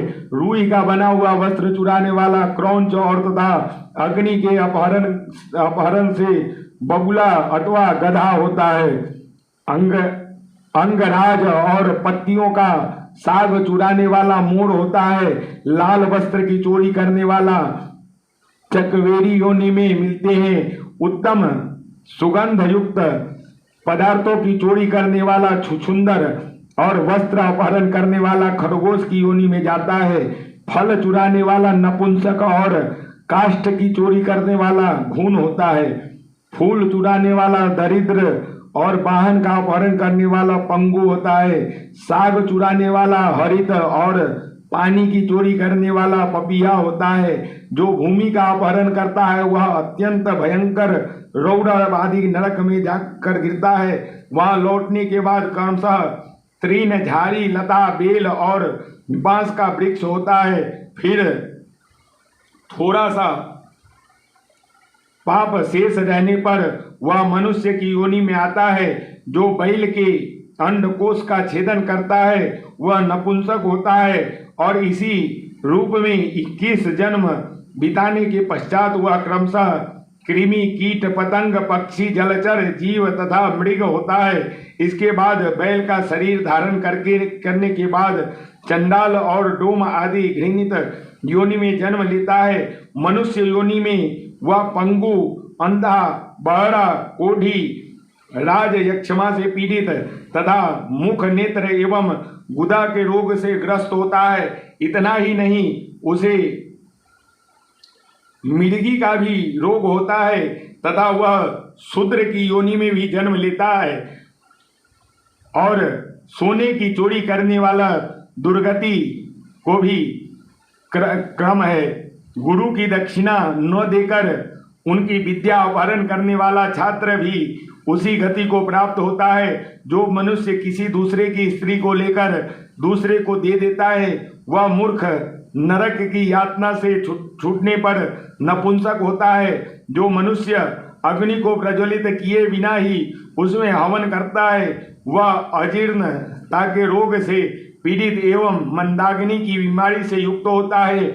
दूसरे की निंदा करना, कृतज्ञ दूसरे के गुह्य भेद को खोलना, निष्ठुरता दिखाना, निर्दय होना, पराई स्त्री का सेवन करना, दूसरों का धन हड़प लेना, अपवित्र रहना, देवताओं का निंदा करना, सटता पूर्वक मनुष्य को ठगना, कंजूसी करना, मनुष्य को प्राण लेना तथा और भी ये जितने निषिद्ध कर्म है उनसे निरंतर प्रवृत्त रहना, ये सब नरक भोग कर लौटे हुए मनुष्य की पहचान है। ऐसा जानना चाहिए। जीवों पर दया करना, अच्छे वचन बोलना, परलोक के लिए पुण्य कर्म करना, सत्य बोलना, संपूर्ण भूतों के लिए हितकारक वचन कहना वेद स्वतः प्रमाण है।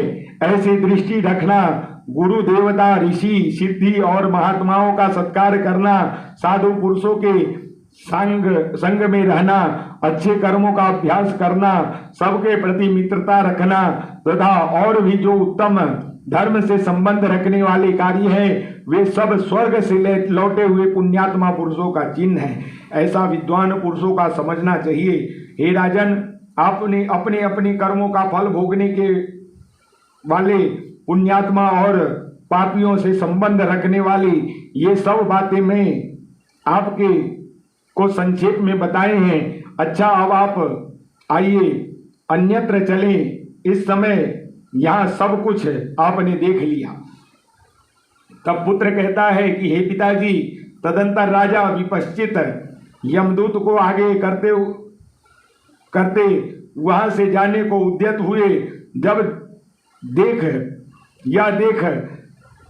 यातना में पड़े हुए सभी मनुष्यों ने चिल्लाकर कहा, हे महाराज, हम पर कृपा कीजिए, 2 घड़ी और ठहर जाइए। आपके शरीर को छूकर बहने वाले वायु हमारी चित्त को आनंद प्रदान करती है और समस्त शरीर में जो संताप वेदना है और बाधा है उनका नाश किए देती है। अतः हे नरश्रेष्ठ महीपते, हम पर अवश्य कृपा कीजिए। उनकी यह बात सुनकर राजा ने यमदूत से पूछा, मेरे रहने से इन्हें आनंद क्यों प्राप्त होता है? मैंने मृत्यु लोक में रहकर कौन सा महान पुण्य कर्म किया है जिससे इन लोगों को आनंद दायिनी वायु की वृष्टि हो रही है? इस बात को आप हमें बताइए। तब यमदूत कहते हैं कि हे राजन, आपका यह शरीर पितरों, देवताओं, अतिथियों और भृत्य जनों से बचे हुए अन्न के सेवन से पुष्ट हुआ है तथा आपका मन भी इन्हीं की सेवा में संलग्न रहा है। इसलिए आपके शरीर को छूकर बहने वाले वायु आनंददायिनी जान पड़ती है और इससे लगने से इन पापियों का नरक की यातना कष्ट नहीं पहुंचाती। आपने अश्वमेध आदि यज्ञों का विधि पूर्वक अनुष्ठान किया है, अतः आपके दर्शन से यमलोक के यंत्र शस्त्र, अग्नि और कौए आदि पक्षी जो पीकर, पीड़न, छेदन और जलन आदि महान दुख के कारक है वो कोमल हो गए हैं। आपके तेज से इनका क्रूर स्वभाव दब गया है। तब राजा कहते हैं कि भद्रमुख, मेरा तो ऐसा विचार है कि पीड़ित प्राणियों को दुख से मुक्त करके उन्हें शांति प्रदान करने से जो सुख मिलता है वह मनुष्य को स्वर्गलोक अथवा ब्रह्मलोक में भी नहीं प्राप्त होता। यदि मेरे समीप रहने से इन दुखी जीवों को नरक यातना कष्ट नहीं पहुंचती तो मैं सूखे काठ की तरह अचल होकर यही रहूंगा। तब यमदूत कहते हैं, हे राजन, आइए अब यहाँ से चलें। आप पापियों की इस यातना को यही छोड़कर अपने पुण्य से प्राप्त हुए दिव्य भोगों का उपभोग कीजिए। तब राजा कहते हैं कि जब तक ये लोग अत्यंत दुखी रहेंगे तब तक तो मैं यहाँ से नहीं जाऊँगा, क्योंकि मेरे निकट रहने से इस नरक वासियों को सुख मिलता है। जो शरण में आने की इच्छा रखने वाले आतुर एवं पीड़ित मनुष्य, भले ही वह शत्रु पक्ष का ही क्यों न हो, कृपा नहीं करता, उस पुरुष के जीवन को धिक्कार है जिनका मन संकट में पड़े हुए प्राणियों की रक्षा करने में नहीं लगता। उसके यज्ञ, दान और तप इहलोक और परलोक भी कल्याण के साधन नहीं होते। जिसका हृदय बालक, वृद्ध तथा आतुर प्राणियों के प्रति कठोर धारण करता है, मैं उसे मनुष्य नहीं मानता। वह तो नीरा राक्षस है। माना इनके निकट रहने से अग्नि जनित संताप कष्ट सहना होगा, नरक की भयानक दुर्गंध का भोग करना पड़ेगा, भूख प्यास भोगना पड़ेगा। तथापि उन दुखियों की रक्षा करने में जो सुख है उसे मैं स्वर्ग की सुख से भी बढ़कर मानता हूँ। यदि अकेले मेरे दुखित होने से बहुत से आर्त मनुष्य को सुख प्राप्त होता है, तो मुझे कौन सा सुख नहीं मिला। इसलिए दूत, अब तुम शीघ्र लौट जाओ, मैं यहीं रहूंगा। तब यमदूत कहते हैं, हे महाराज, ये धर्मराज और इंद्र आपको लेने के लिए आए हैं। यहाँ से आपको अवश्य जाना है, अतः चले चलिए। धर्मराज कहते हैं कि हे राजन, तुमने मेरी भली भांति उपासना की है, अतः मैं तुम्हें स्वर्गलोक में ले चलता हूँ। इस विमान पर चढ़कर चलो, विलंब न करो। तब राजन कहते हैं कि हे धर्मराज, यहाँ नरक में हजारों मनुष्य कष्ट भोग रहे हैं और मुझे लक्ष्य करके आर्त भाव से त्राही त्राही पुकार रहे हैं, इसलिए मैं यहाँ से नहीं जाऊंगा। हे देवराज इंद्र और धर्म, यदि आप दोनों जानते हो कि मेरा पुण्य कितना है तो उसे बताने की कृपा करें। तब धर्मराज कहते हैं कि हे महाराज, जिस प्रकार समुद्र में जल बिंदु, आकाश के तारे, वर्षा की धाराएं, गंगा की बालुका के कण तथा जल की बूंदे आदि असंख्य है, उसी प्रकार तुम्हारे पुण्य भी कोई नियत संख्या नहीं हो सकती।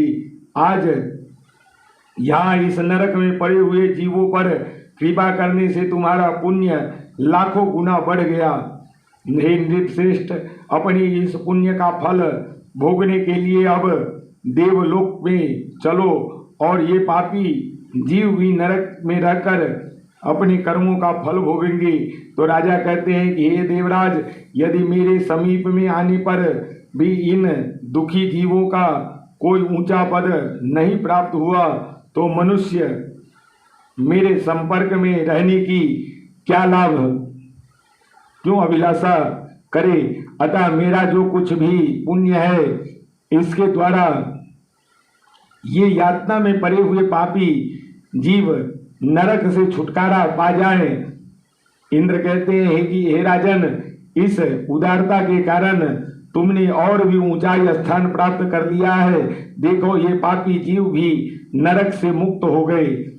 तो पुत्र कहता है, हे पिताजी, तदंतर राजा विपश्चित के ऊपर फूलों की वर्षा होने लगी और स्वयं भगवान विष्णु उन्हें विमान में बैठाकर दिव्य धाम में ले गए।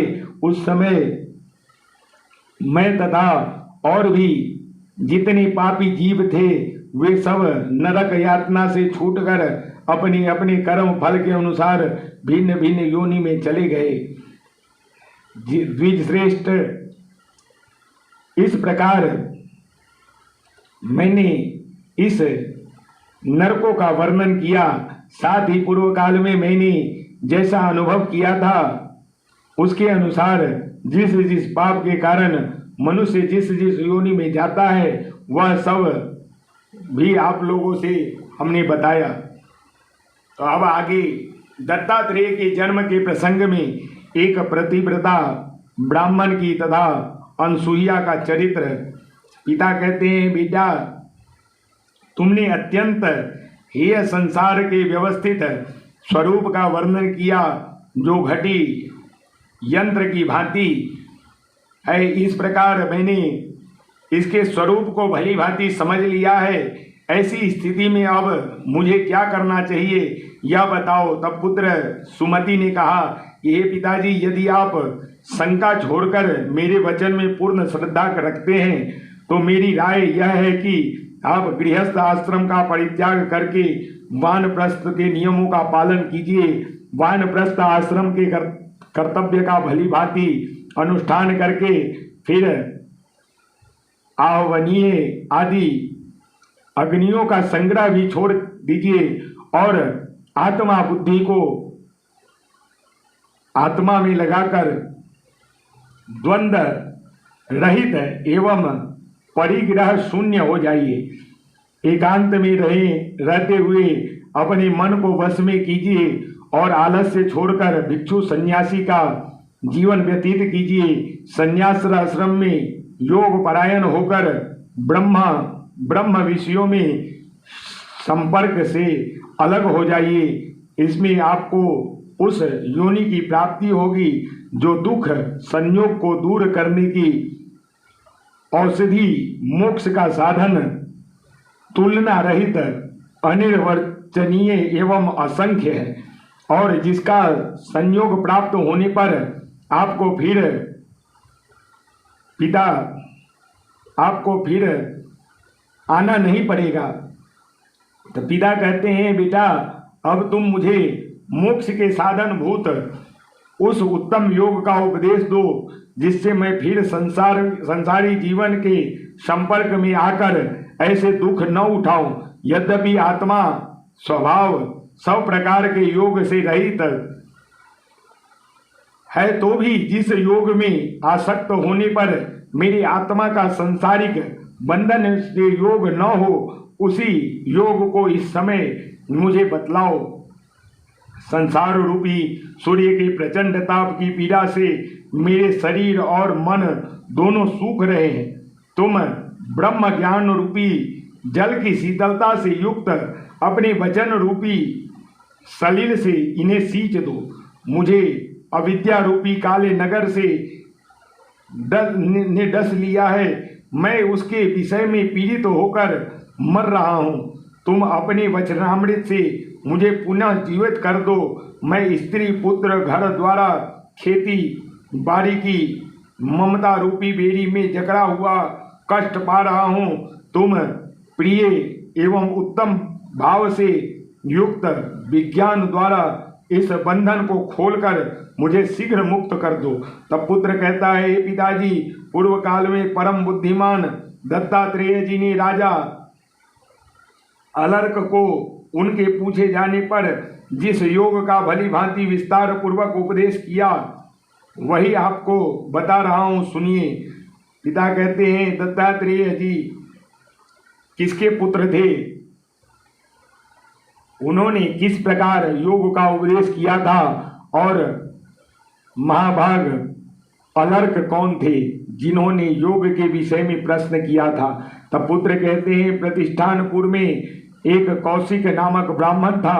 वह पूर्व जन्म में किए हुए पापों के कारण कोढ़ के रोग से व्याकुल रहने लगा। ऐसे घृणित रोग से युक्त होने पर भी उसे उसकी पत्नी देवता की भांति पूजती थी।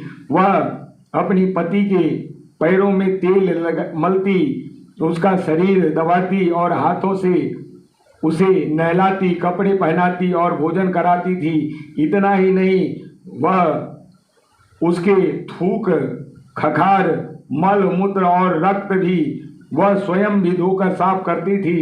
इस एकांत में भी पति की सेवा करती और उसे मीठे मीठे पानी से प्रसन्न रखती थी।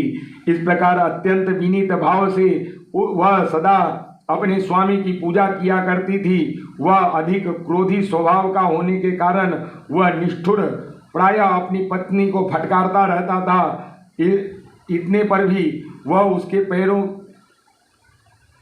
प्रति और उसे देवता के समान समझती थी।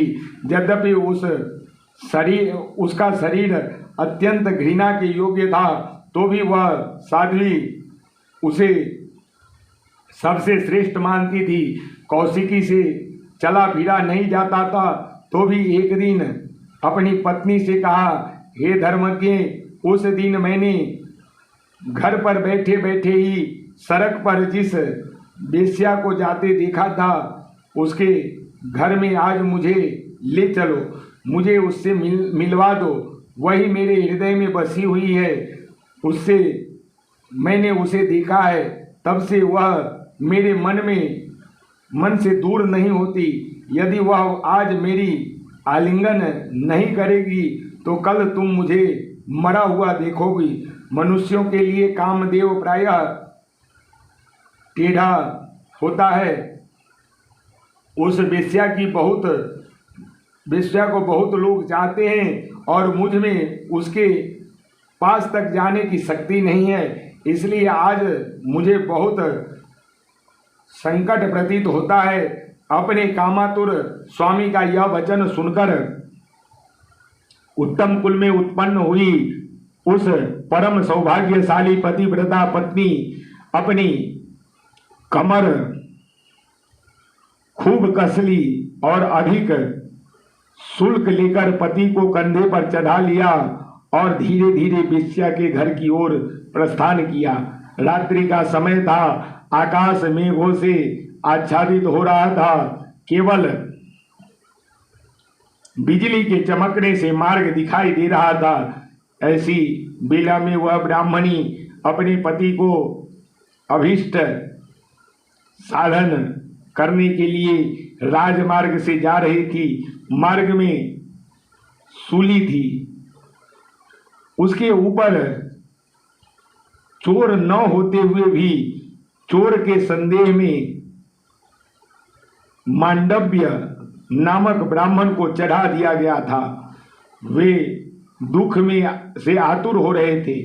कौशिक पत्नी के कंधे पर बैठा था। वह अंधकार से देख न सकने के कारण उसने अपने पैरों से छूकर सूली को हिला दिया। इससे कुपित होकर मांडव्य ने कहा, जिसने पैर से हिलाकर मुझे इस कष्ट की दशा में पहुंचा दिया है, मुझे अत्यंत दुखी कर दिया है, वह पापात्मा नराधम सूर्योदय होने तक विवश हो निस्संदेह अपने प्राणों से हाथ धो बैठेगा। सूर्य का दर्शन होते ही उसका विनाश हो जाएगा। इस अत्यंत दारुण शाप को सुनकर उनकी पत्नी व्यथित होकर बोली, अब सूर्य का उदय ही नहीं होगा। तदंतर सूर्योदय न होने के कारण बराबर रात ही रहने लगी। कितने ही दिनों के बाद समय रात भर में ही बीत गए। इससे देवताओं को बड़ा भय हुआ।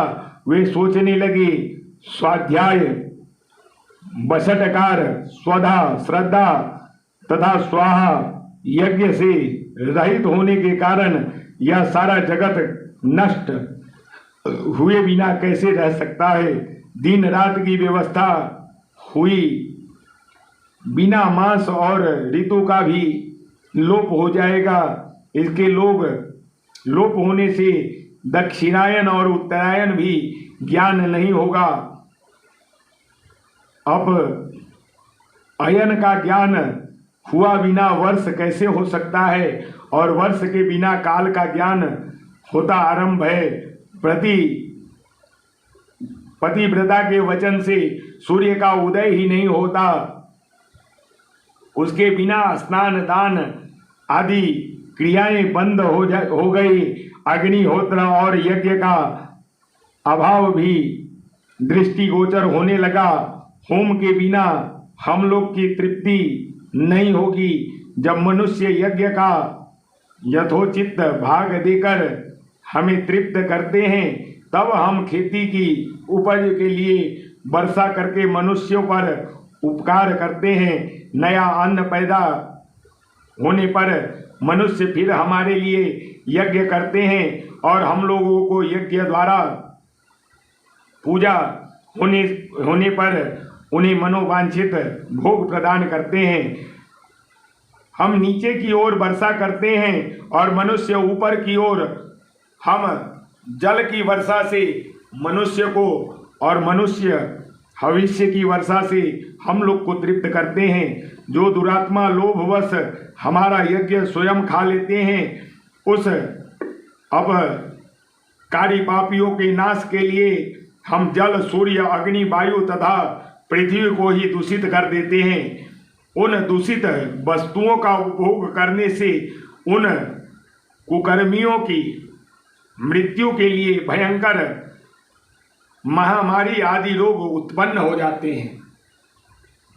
इस प्रकार जो हमें तृप्त करके शेष अन्न अपने उपभोग में लेते हैं, उस महात्माओं को हम पुण्य लोक प्रदान करते हैं।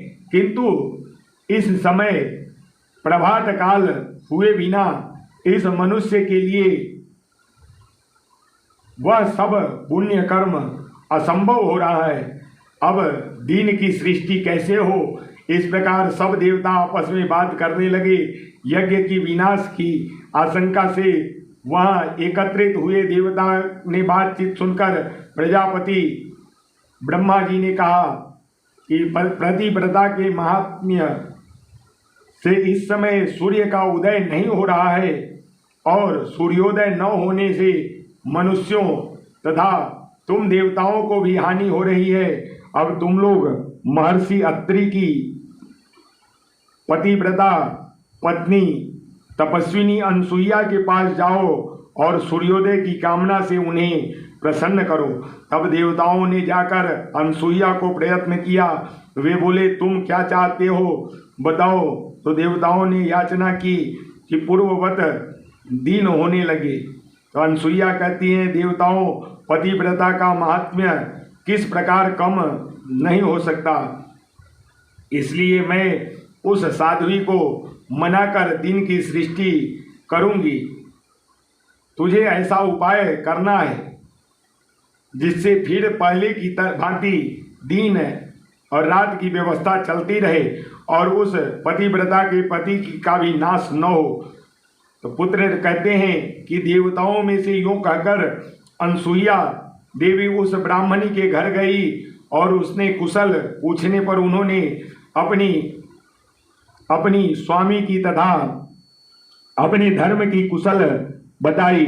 अनसुईया कहती है कि हे कल्याणी, तुम अपने स्वामी का मुख दर्शन करके प्रसन्न तो रहती हो न, पति को संपूर्ण देवताओं से बड़ा मानती हो। पति की सेवा में ही मुझे महान फल की प्राप्ति हुई है तथा संपूर्ण कामनाओं एवं फलों की प्राप्ति के साथ ही मेरे सारे विघ्न भी दूर हो गए हैं। हे साध्वी, मनुष्यों को 5 ऋण सदा ही चुकाने चाहिए। अपने वर्ण धर्म के अनुसार धन का संग्रह करना आवश्यक है। धन उनके प्राप्त होने पर शास्त्र विधि के अनुसार उनका सत्य पात्र को दान करना चाहिए। सत्य, सरलता, तपस्या, दान और दया से सदा युक्त रहना चाहिए। राग द्वेष का परित्याग करके शास्त्रोक्त कर्मों का अपनी शक्ति के अनुसार प्रतिदिन श्रद्धापूर्वक अनुष्ठान करना चाहिए। ऐसा करने से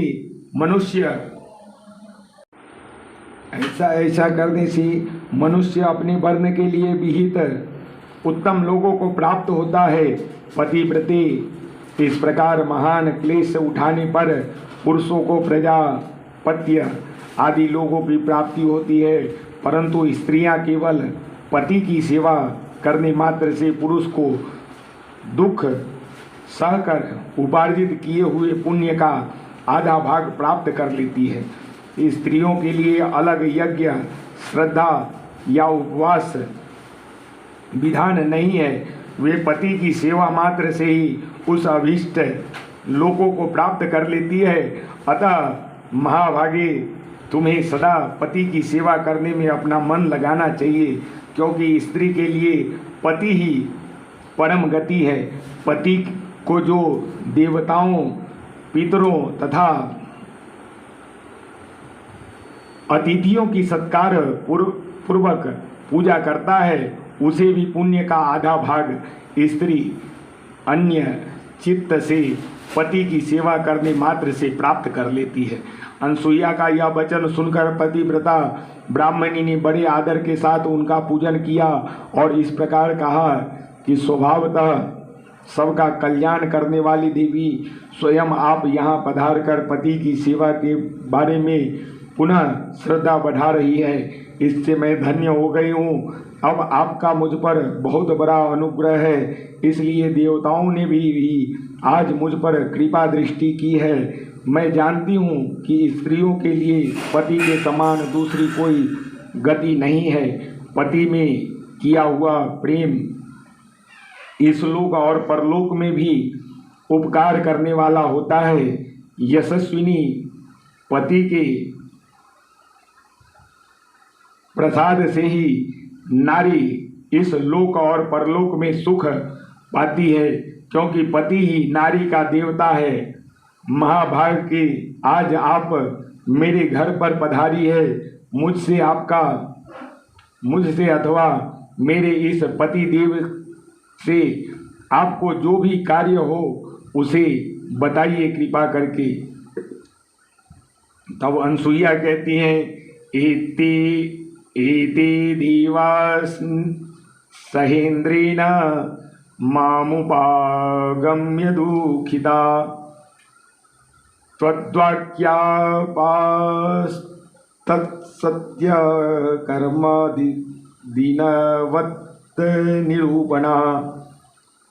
अनसुईया कहती है कि हे देवी, तुम्हारे वचन से दिन रात की व्यवस्था का लोप हो जाने के कारण शुभ कर्मों का अनुष्ठान बंद हो गया है, इसलिए इंद्र आदि देवता मेरे पास दुखी होकर आए हैं और प्रार्थना करते हैं कि यदि दिन रात की व्यवस्था पहले की तरह अखंड रूप से चलती रहे तो इसी के लिए तुम्हारे पास आयो हूँ। मेरी यह बात सुनो, दिन न होने से समस्त यज्ञों कर्मों का अभाव हो गया है और यज्ञ के अभाव से देवताओं की पुष्टि नहीं हो रही है। अतः तपस्विनी, दिन के नाश से समस्त शुभ कर्मों का नाश हो गया है और उसके नाश से वृष्टि बाधा पड़ने के कारण इस संसार का भी उच्छेद हो रहा है। अतः यदि तुम इस जगत की आपत्ति से बचाना चाहती हो तो संपूर्ण लोकों पर दया करो, जिससे पहले की भांति सूर्योदय होने लगे। तब ब्राह्मणी कहती है, हे महाभागे, मांडव्य ऋषि के अत्यंत क्रोध में भरकर मेरे स्वामी मेरे ईश्वर को शाप दिया है कि सूर्योदय होते ही तेरी मृत्यु हो जाएगी। तब अनसुईया कहती है कि हे कल्याणी, यदि तुम्हारी इच्छा हो और तुम कहो तो मैं तुम्हारे पति को पूर्ववत शरीर एवं नई स्वस्थ अवस्था कर दूंगी। हे सुंदरी, मुझे पतिव्रता स्त्री के महात्म्य का सर्वथा आदर करना है, इसलिए तुम्हें मानती हूँ। तो पुत्र सुमति कहता है कि ब्रह्मा जी के तथास्तु कहकर स्वीकार करने पर तपस्विनी अनसुईया ने अर्घ्य हाथ में लेकर सूर्य देव का आवाहन किया तथा समय तक 10 दिन के बराबर रात बीत चुकी थी। तदंतर भगवान सूर्य खिले हुए कमल के समान अरुण आकृति में धारण किए अपने महान मंडल के साथ गिरिराज उदयाचल पर आरूढ़ हुए सूर्य देव ने प्रकट होते ही ब्राह्मणी का पति प्राणहीन होकर पृथ्वी पर गिर पड़ा, किंतु उसकी पत्नी गिरते समय उन्हें पकड़ लिया। अनसुईया कहती है, हे बद्री, तुम विषाद न करना। पति की सेवा में जो तपोबल मुझे प्राप्त हुई है उसे तुम अभी देखो। विलंब की क्या आवश्यकता है? मैंने जो रूपशील, बुद्धि और मधुर भाषण दिया, सद्गुणों में अपने पति के समान दूसरे किसी पुरुष को कभी नहीं देखा है। उस सत्य के प्रभाव से यह ब्राह्मण रोग से मुक्त हो फिर से तरुण हो जाएगा और अपनी स्त्री के साथ 100 वर्षों तक जीवित रहेगा।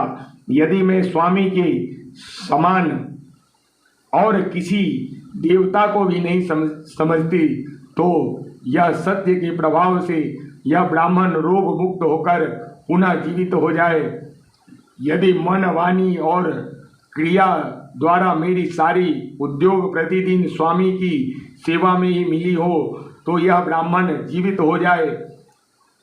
तब पुत्र कहता है, पिताजी, अनसुईया के इस प्रकार कहते ही वह ब्राह्मण अपनी प्रभा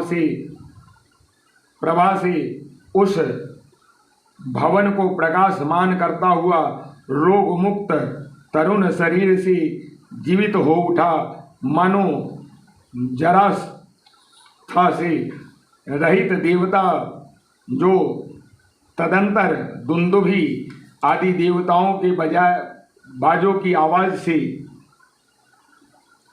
साथ वहां फूलों की वर्षा होने लगी। देवताओं को बड़ा आनंद मिला। वे अनसुईया से कहने लगे कि हे देवी, हे कल्याणी, आपने देवताओं का बहुत बड़ा कार्य किया है। तपस्विनी, इससे प्रसन्न होकर देवता आपको वर देना चाहते हैं। आप कोई वर मांगो। तब अनसुईया कहती है, यदि ब्रह्मा आदि देवता मुझ पर प्रसन्न होकर वर देना चाहते हैं, यदि आप लोग मुझे वर देने के योग्य समझ रहे हैं, तो मेरी यही इच्छा है कि ब्रह्मा, विष्णु और शिव मेरे पुत्र के रूप में प्रकट हो तथा अपने स्वामी के साथ मैं उस योग को प्राप्त करूं जो समस्त क्लेशों से मुक्त करने वाला है। यह सुनकर ब्रह्मा, विष्णु और शिव आदि देवताओं ने एव मस्तु कहा और तपस्विनी अनसुईया का सम्मान करके वे सब के सब वहां अपने अपने धाम को चले गए। उसके बाद दत्तात्रेय का जन्म माता अनसुईया के पास होता है। इस प्रकार आज के कथा को यहीं पर विराम देते हैं। फिर तीसरे दिन की कथा में दत्तात्रेय भगवान के जन्म की प्रभाव की कथा सुनेंगे। तो प्रेम से बोलिए सद्गुरु भगवान की जय। श्री अम्बे मात की जय। श्री नवदुर्गा मात की जय। सभी भक्तगण, सभी श्रोतागण जो भी हमारे इस चैनल को सब्सक्राइब नहीं किए हैं वो कृपया करके हमारे इस चैनल को लाइक करें और सब्सक्राइब करें और बेल आइकन घंटी के निशान को अवश्य दबाएं ताकि हर एक वीडियो आप तक पहुंच सके। तो प्रेम से बोलिए